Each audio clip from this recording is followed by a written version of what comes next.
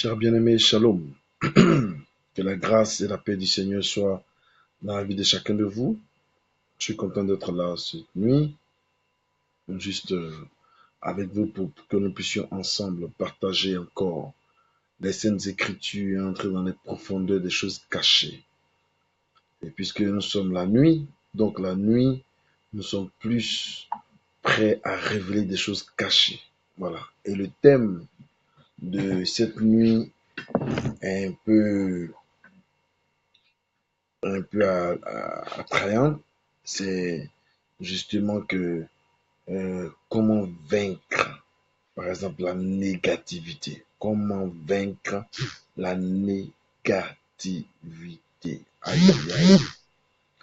Parce qu'aujourd'hui, il y a une seule chose qui tue, n'est-ce pas, qui tue beaucoup les chrétiens et qui tue même l'être humain en personne. Laissons d'abord le système de chrétiens, mais l'être humain lui-même. Voilà. Il y a la négativité qui nous détruit beaucoup.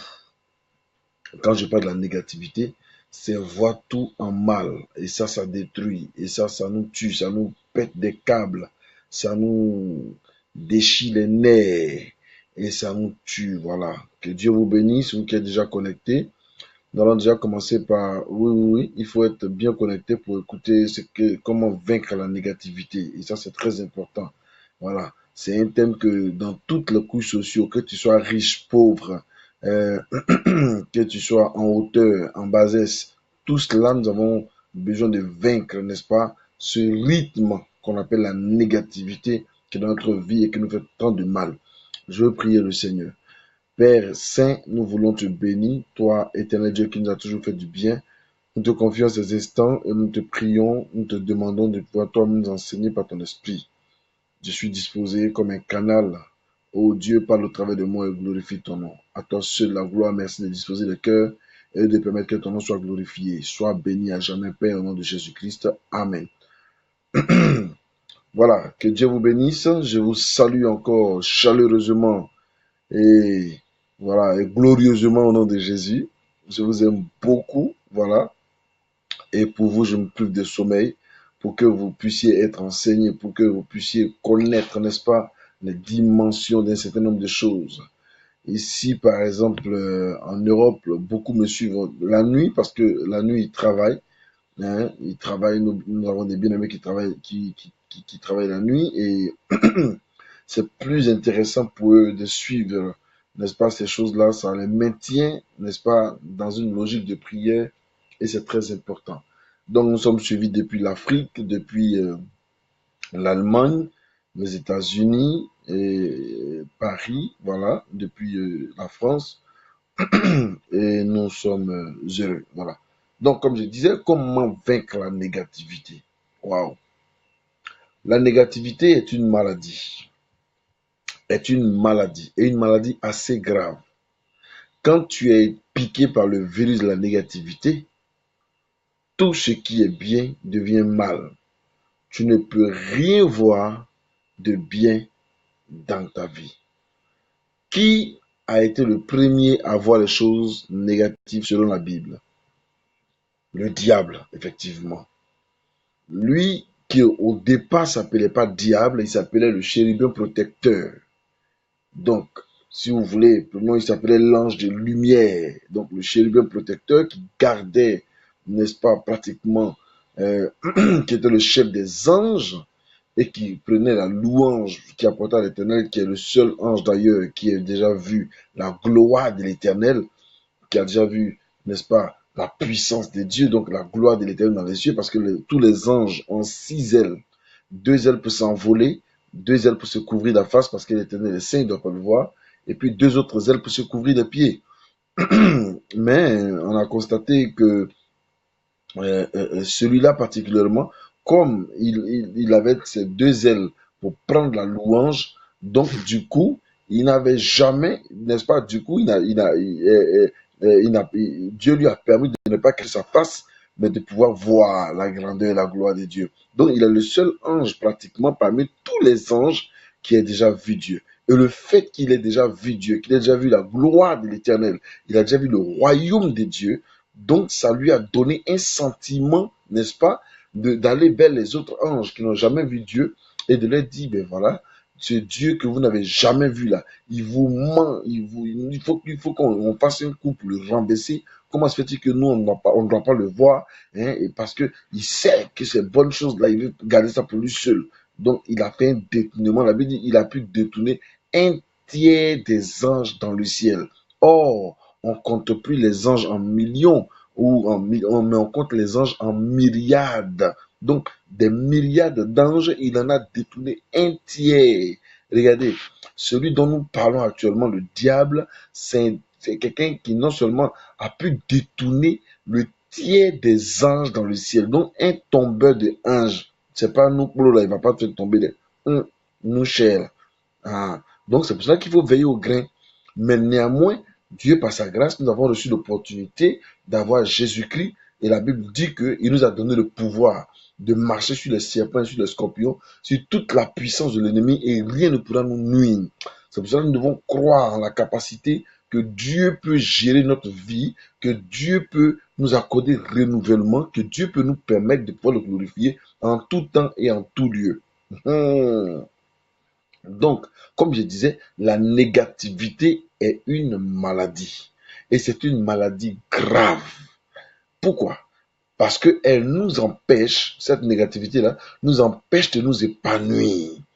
Quand quelqu'un est négatif, il ne peut pas s'épanouir. Oui, parce il devient ridicule. Et puis, il est renfermé sur lui-même. Voilà, parce que le fait de voir tout en mal, même quand tu lui fais du bien, il prend ce bien-là en mal. Voilà. Donc, il ne voit rien bien, il ne voit rien bon, il ne voit rien juste. Pour lui, tout est mauvais. Donc, la négativité est dangereuse. Combattons-la par un style de vie positif. Alléluia. Quand Jésus est venu sur la terre, les manières ou les seules bonnes manières ou les grâces qu'il nous a permis de découvrir dans son sentiment de paix, alléluia, celui-là, il nous a permis de pouvoir le glorifier en tout temps et en tout lieu.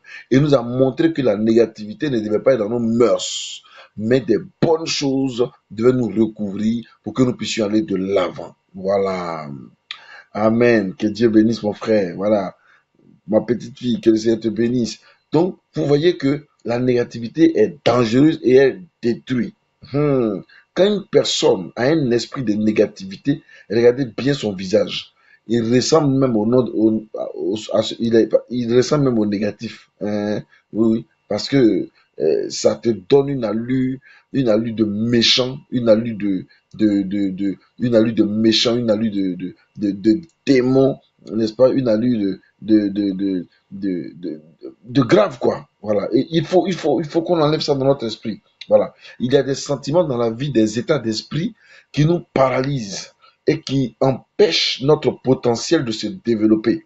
C'est pour cette raison que j'aimerais vous parler de comment vaincre la négativité. Oui, oui, parce que quand Dieu a créé chacun de nous, voilà, bonsoir pasteur, quand Dieu a créé, n'est-ce pas, chacun de nous, il a mis en chacun de nous une potentialité. Voilà, nous sommes de potentialités diverses. La même manière dont il a confondu le langage avec la tour de Babel, pour que, n'est-ce pas, il y ait diversité de langues sur la terre. C'est comme ça que Dieu aussi a mis diversité, n'est-ce pas, de potentiel sur la terre. Et chacun de nous, chaque être humain a un potentiel en lui. Voilà.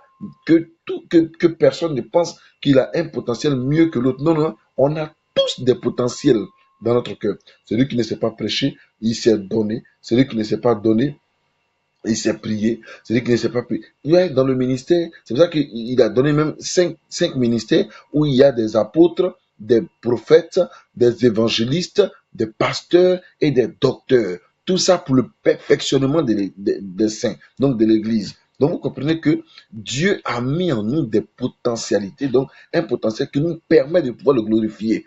Donc chacun a un potentiel en lui. Voilà. D'autres sont des mécaniciens, d'autres sont des bureaucrates, d'autres sont des menuisiers. Celui qui est menuisier peut pas dire celui qui est qui est ministre peut pas dire il a son potentiel le plus gaillard que pour le menuisier. Mais non, si tu es ministre que tu n'as pas de bureau, tu fais comment? Il te faut le menuisier pour te faire des bureaux. Oui, le menuisier te fait des bureaux. C'est comme sur le corps humain. Voilà. Le bras ne peut pas dire que lui, il est plus important que le pied. Mais non. Les yeux ne peuvent pas dire qu'eux, ils sont plus importants, n'est-ce pas, que les narines. C'est pas possible. Voilà. La même manière dont la bouche ne peut pas dire qu'elle elle est plus importante, n'est-ce pas, que l'anus. Mais si tu as bouche que tu n'as pas l'anus, tu ne peux pas chier voilà. Tu ne peux pas déféquer dans ta bouche. C'est par l'anus que ça va passer. Donc, toutes les parties du corps sont voilà, chacun a son rôle. Donc, quelqu'un n'est qu'à respecter le rôle de quelqu'un. Voilà, quelqu'un n'est qu'à respecter le rôle de son camarade. Donc, le ministère que chacun a là, c'est pour que chacun puisse respecter le ministère d'autrui. Et puis, on part de l'avant. Voilà. Donc, quand je parle de potentialité, c'est de ça que je parle. Et donc, quand je dis, voilà, je dis, la plupart des personnes, chacun a une grande potentialité, voilà. L'une des conséquences l'une des conséquences est le regret, n'est-ce pas? Quand nous avons des potentialités que nous ne savons pas les mettre en évidence, voilà, euh, et vous savez, la négativité nous amène à regretter tout. Voilà, il faut comprendre cela. L'une des conséquences de la négativité, c'est ça. Elle nous amène à tout regretter. Par exemple, pourquoi je ne suis pas né dans cette famille, dans telle famille. Vous voyez ce que la négativité fait? Elle te fait comprendre que toi, la famille dans laquelle tu es né, là, c'est la dernière famille sur la terre, la plus mauvaise des familles et la famille la plus pauvre. Et tu commences à regretter du fait que tu es né dans une famille très pauvre et que tu ne sois rien devenu et que tu n'es rien. Donc, voilà, tu commences à te faire des idées, à te détruire, n'est-ce pas? Donc, tu vois, les nerfs de ta tête, là, ça peut péter parce que tout simplement, tu penses trop négatif, tu vois. Donc, elle te fait regretter ce genre de choses. Donc, par exemple, pourquoi, voilà, je ne suis pas né en Europe. Pourquoi, donc, c'est les pourquoi. Aïe. Non, arrête ça. La négativité ne peut pas t'arranger. Au contraire, il faut vivre positif. Si tu n'as pas eu ton visa, ce n'est pas un problème. Et tu sais qu'il y a si tu n'as pas eu ton visa, tu ne sais pas ce que peut-être que quand tu vas prendre l'avion, là, peut-être l'avion va se renverser. Qu'est-ce que tu sais? C'est à cause de ça, Dieu t'a préservé. Donc tu pleures par rapport à quoi? Par rapport à un visa que tu n'as pas eu, par rapport à l'Europe que tu n'es pas venu, tu vas venir, puis demain, puis tu vas souffrir. C'est ça. Mais non, s'il y en a qui ont eu et qui sont venus, gloire à Dieu, il faut savoir rendre gloire à Dieu pour les autres. Mais il ne faut pas prendre ton temps, n'est-ce pas, à être négatif. Voilà, pourquoi ce n'est pas toi, pourquoi ce n'est pas toi, et pourquoi ce n'est pas toi. Moi, je connais une femme dont on m'a rendu le témoignage. On m'a dit que chaque fois que les gens se mariaient, elle disait, oh Seigneur, pourquoi pas moi? D'autres s'est marié, pourquoi pas moi? Mais pourquoi pas moi là? Après, lui, Dieu lui a donné un mari aussi, mais le mari n'a pas fait un an, il est mort. Hein? Eh, mais pourquoi pas toi? Voilà. Si tu avais attendu le temps de Dieu, ton mari allait rester avec toi. Donc, elle était obligée de dire à Dieu, voilà, oh Seigneur, voilà, que ta volonté soit faite de ma vie. Donc, cherchons plutôt à faire la volonté de Dieu, n'est-ce pas, que de vouloir faire notre propre volonté, afin de et puis, ça nous fait tomber dans des pièges assez dangereux, n'est-ce pas, qui ne nous arrangent pas. Voilà, qui ne nous arrangent pas. Voilà, que Dieu bénisse ceux qui publient, ceux qui partagent. Voilà, donc commencez déjà à partager parce que cet enseignement-là, je vous assure, ça va vous faire beaucoup de bien. Voilà, et je bénis le Seigneur pour cela. Ok, donc il nous fait ressasser le passé, n'est-ce pas? Dégrade notre présent et notre avenir. Oui, la négativité, voilà ce que ça nous fait. La négativité nous permet de regretter, de nous faire retracer notre passé, par exemple. La négativité nous rappelle toujours notre passé. Or, on n'est plus dans le passé, on est dans le présent. Donc, il nous fait toujours rappeler notre passé. Et donc, tu as des gens là, quand ils parlent là, mais quand j'étais au pays, par exemple, quand tu étais où? Et non, moi là, quand j'étais ici, moi là, quand j'étais là-bas, tu vois, ça c'est la négativité qui fait ça, qui nous fait toujours ressasser notre passé. Quand j'étais dans la cour de mes parents là, mais tu étais dans la cour de tes parents et puis quoi? Aujourd'hui, tu es devenu un homme, tu es devenu une femme, tu dois avoir ta vie. Pourquoi tu es encore dans ton passé? Le fait d'être dans ton passé te détruit. Moi, là, mon mari, mon ancien mari, là, quand il était avec lui, là, il ne me faisait pas ça, tu es vaincu. C'est vous qui détruisez vos foyers, là. C'est vous qui détruisez vos maisons. Ton ancien foyer a fait quoi? Si ton ancien foyer était bien, tu n'allais pas être dans un nouveau foyer. Voilà. Donc, il faut comprendre que le passé, n'est pas forcément la meilleure chose pour nous. Voilà. Mais on peut se référer à notre passé et puis vivre un bon présent, n'est-ce pas, pour pouvoir attaquer, n'est-ce pas, un avenir meilleur. Mais on ne peut pas dire jamais que, voilà, mon passé est meilleur à mon présent. Mais non, mais non, il faut enlever ces genres de situations-là dans ta tête parce que ça ne va pas t'arranger du tout. Voilà, et ça là, c'est ce qu'on appelle l'esprit de négativité. Voilà. Et quand tu es négatif de la sorte, ça ne peut pas t'arranger, ça ne peut pas arranger ta maison, ça ne peut pas arranger tes enfants, ça ne peut pas t'arranger un mot. Voilà. Non, là, quand on était au village avant, là, on était au village, là, hein, on mangeait bien. Oui, là, tu étais au village. On ne payait rien au village. Il y avait la plantation des parents. Voilà. Tu pouvais aller couper banane au village, prendre une yam au champ pour venir manger. Mais là, tu es en ville maintenant, là-haut. Tu es en ville, réveille-toi, là. Tu es en ville, là. En ville, là, tu dois payer. Voilà. La situation change. Donc, la situation change et voilà, tu es dans une autre vie. Il faut que tu comprennes ça. Tu n'as pas encore compris ça. Donc, vous voyez, ça, la négativité te fait penser au passé. Donc, ça te ramène souvent dans ton passé. Par exemple, une femme qui a perdu son enfant à l'accouchement, quand elle dort chaque fois, oh mon enfant qui est décédé, mon enfant, oh mon enfant, mon enfant. Et elle dit, donc toi tu es femme là, tu as plus fait enfant. Aïe, donc tu as laissé en train de penser à ton enfant qui est mort. Oh, quitter là-bas. Donc, c'est des choses que on doit bien voir clair dedans, n'est-ce pas? Pour ne pas que la négativité nous fasse entrer dans notre passé dans le but de nous détruire. Parce que si, imaginez-vous quelqu'un qui marche en reculant, voilà, il marche, il ne regarde pas là où il va, mais il marche en reculant. Donc, il est derrière, il marche derrière, mais tu vas finir par détruire tout ce qui est sur ton chemin parce que tu ne vois pas. Tes yeux ne sont pas sur ta nuque. Voilà. Donc, tes yeux sont devant de toi. Donc, on ne marche pas pour l'arrière, mais on marche pour aller devant. Donc, cherche plutôt à aller devant. Même si les gens sont dans ton dos, ils sont en train de parler de toi, ils sont en train de te détruire, ils sont en train de manigancer des choses contre ta vie, toi cherche à aller devant. Devant. Parce que au devant de nous, il y a Christ qui a porté la croix pour nous. Au devant de nous, il y a notre Seigneur et notre Sauveur qui a tracé un chemin pour nous. Au devant de nous, il y a la vie, il y a la gloire, il y a l'espérance et il y a la magnificence de l'Éternel. Oui, je vais dire à quelqu'un ce soir, il faut que tu apprennes à ne pas vivre dans ton passé. Le passé détruit, le passé délabre, le passé te rend ridicule. Voilà pourquoi constamment, le diable peut prendre ton passé pour te tuer, pour t'accuser, dans le but de te faire mal. Oui, ça c'est une œuvre satanique et destructive. Donc nous qui sommes enfants de Dieu, toi tu es enfant de Dieu. Si l'ennemi utilise par exemple ton passé contre toi, dis-lui que Christ est mort à la croix. Bien plus, il est ressuscité. Alléluia. Si le sang de Jésus-Christ est versé à la croix, que tu as un passé lugubre, que Christ t'a fait laisser ton passé par l'arrière et t'a fait avancer, ce n'est pas l'ennemi qui pourra t'accuser. Alors, chacun ne devrait pas vivre de son passé ou dans son passé parce que ça ne l'arrangerait pas. Donc, c'est la négativité qui nous fait vivre ce passé-là comme ça. Par exemple, une femme qui travaillait dans un bureau, voilà, par exemple, dans le bureau du Premier ministre, et puis elle fait ça. Et quand j'étais dans le bureau du Premier ministre, là même, là, il était bien. Maintenant, qu'elle dit, regardez, tu étais dans le bureau du Premier ministre pour un temps. Maintenant, tu es dans le bureau du président de la République, tu sais pas de quoi.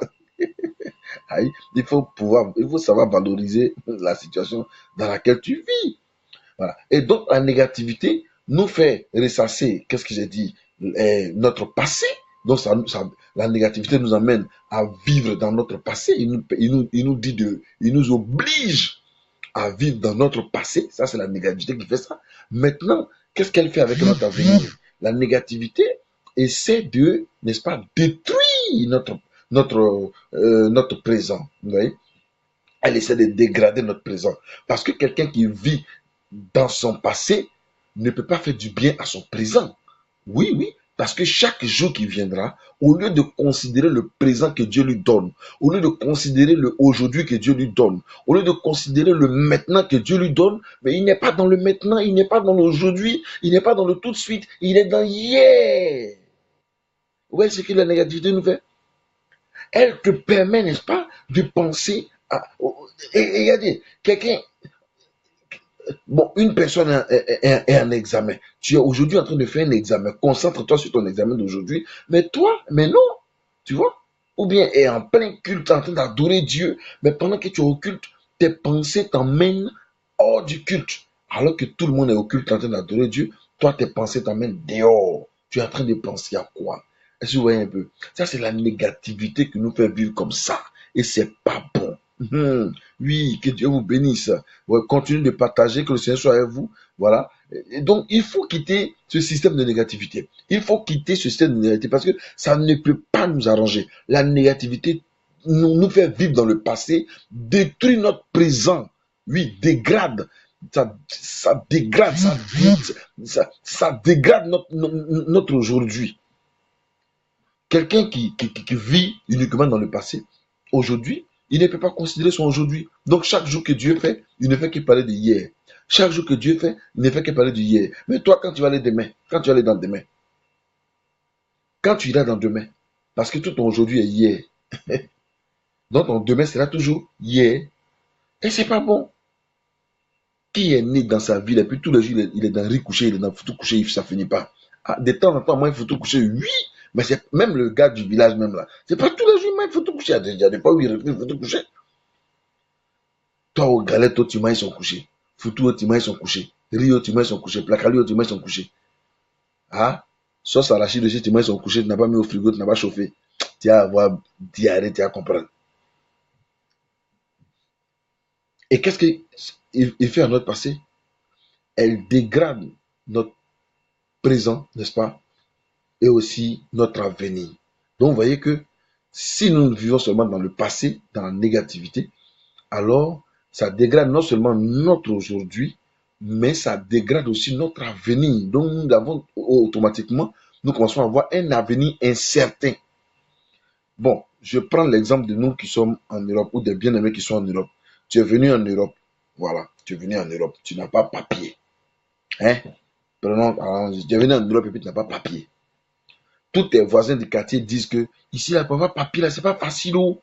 Et on te raconte ici, on te parle ici, qu'il y en a même là, ils ont fait ça, ils ont fait ça, on s'en fout de ça. Est-ce que toi, tu ne connais pas ta relation entre ton Dieu et toi? Pourquoi tu veux forcément marcher dans la vision des autres? Là où les autres ont échoué, là, toi, tu dois réussir là-bas au nom de Jésus. Là où les autres ont fait, puis n'ont pas pu avoir les papiers, toi, tu dois réussir là-bas au nom de Jésus. Parce que vous n'êtes pas la même chose. Je disais tout à l'heure que Dieu a créé chacun avec une potentialité, des potentialités diverses. Voilà. Donc, si Dieu a créé chacun avec des potentialités diverses, d'où vient que parce que toi, tu n'as pas eu papier, moi, je ne vais pas avoir papier? C'est faux. C'est faux. Si toi, tu n'as pas eu papier, moi, je vais avoir papier. Et pour que le nom du Seigneur soit glorifié. Alléluia. Il y a des gens qui ont mis, il y a des gens qui ont mis 3 ans, 4 ans, 5 ans sans avoir papier. Toi, tu es venu hier, en moins d'un temps, Dieu peut créer ton miracle. Oui, si tu crois, Dieu peut créer ton miracle. Voilà, parce que nous ne sommes pas même sur la terre, parce que tout le monde n'est pas pareil. Et toi, tu dois vivre, tu dois mettre dans ta tête que c'est possible que tu vas le faire. Par exemple, il y a un frère qui m'a expliqué son affaire. Il me disait, pasteur, vraiment, je vais faire venir ma famille, je ne sais pas comment faire, et tout ça, tout ça, tout ça. Je lui ai dit, demeure tranquille. Là où les autres ont échoué, là, toi, tu n'échoueras pas au nom de Jésus-Christ de Nazareth. Si tu vas, tu pourras faire venir ta famille. Pourquoi tu n'as pas fait venir ta famille? On est quand même dit que les frontières sont bloquées, mais c'est bloqué pour les autres, c'est pas bloqué pour moi. Alléluia. C'est bloqué pour les autres, c'est pas bloqué pour moi. Voilà. Voilà. On n'a qu'à dire que voilà, oh, le gouvernement est devenu dur. Ils ont fermé toutes les frontières. C'est rentré, c'est sorti ici. Pour moi, viendra. Pour moi, sortira. Parce que nous ne sommes pas nés le même jour. Parce que je sais en qui j'ai cru. Alléluia. C'est pour cela, crois en ta destinée. Ne vis pas dans ton passé. N'est-ce pas? Ne vis pas dans ton passé afin de dégrader ton avenir, ton présent et ton avenir. Que Dieu te bénisse. Voilà. nous avons tendance à être négatifs, et négatifs surtout. C'est un trait de la nature humaine. Et souvent, nos discussions ou ce que nous regardons à la télévision sont portés vers le négatif. Vous voyez?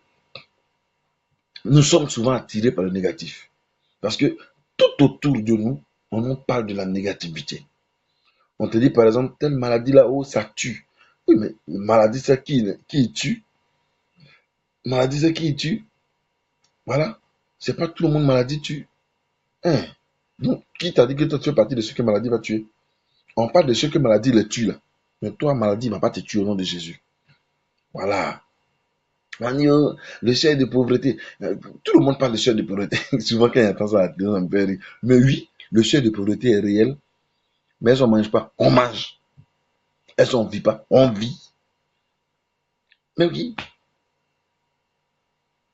Voilà. Moi, je suis arrivé, disons, juste un petit exemple, je suis arrivé en France. Je suis en Italie, mais je suis arrivé en France. Et puis, il y a l'assistante qui m'a dit, voilà, ils nous ont donné un papier là, il faut aller prendre l'habit. Il a dit, oui, j'allais prendre l'habit là. Il n'y a pas vieux habit, c'est pas habit deuxième main. C'est habit premier choix. Avec les prix dessus, tout, magasin propre. Aïe, les guignes dangereux. Je me suis servi au moins une vingtaine de guignes. On dit, prends ce que tu veux. Aïe, et quand je suis sorti, quand les habits, quand je suis sorti, quand mes voisins, d'autres personnes, ceux qui sont ici, il y a peut-être beaucoup ils font ça. Mais pasteur, mais comment vous avez fait?